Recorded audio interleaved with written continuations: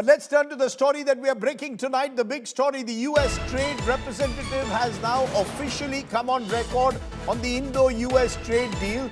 Jameson Greer has given some details of the trade deal that's likely now. It's already been announced before the signing, saying India maintains some protection around agriculture goods. So the US is admitting that India will maintain some protection around agriculture goods. Greer has said India's industrial goods tariffs will drop to zero gradually.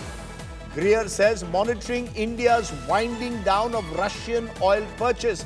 Remember, yesterday Donald Trump in a tweet had said India had agreed to stop buying Russian oil.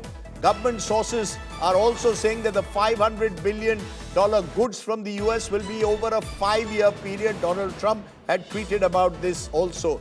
Government sources saying India also gets zero duty benefits in some sectors. Government sources claiming that there will be a joint statement between the two sides in 2 to 3 days. And government sources are also saying we may get concessions specifically in auto and steel sectors. But there is still, of course, as I said, some question marks over specific details. Karishma Asudani, the two principals have announced the deal, their friendship, welcomed it, called it a win-win.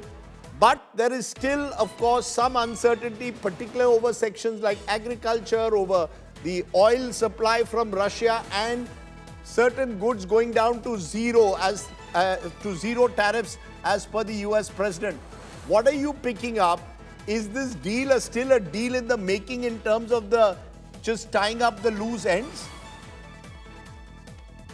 Rajdeep, this is definitely a deal in making. In fact, we are calling it the daddy of all deals, just like the India and EU was being called as the mother of all deals. But like you said, the devil lies in the details, and we're waiting for fine print to analyze more. But I was speaking to a couple of key government officials in India's trade ministry who said that that the agri sector and the dairy sector have been well protected in this deal. But there is some give and take that has happened, and that had to happen because the deadlock and the labor of 9 months had to be in some way resolved between both the countries.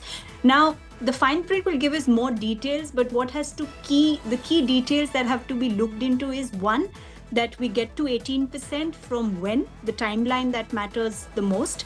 Second, what happens to Section 232, which is the non-tariff lines, and what happens to concessions under key other sectors like steel, mining, or say even automobile parts. It's expected that India may also get some soft cushioning on that.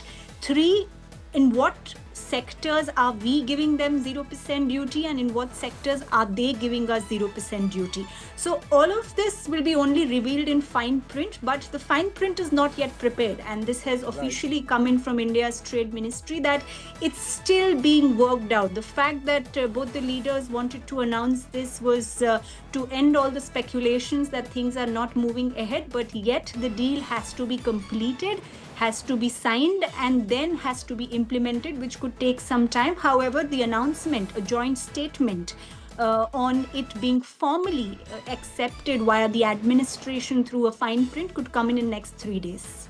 Okay, Karishma Asudani, thank you very much for those very specific details. We'll, of course, wait to actually go through the fine print once the deal is actually before us.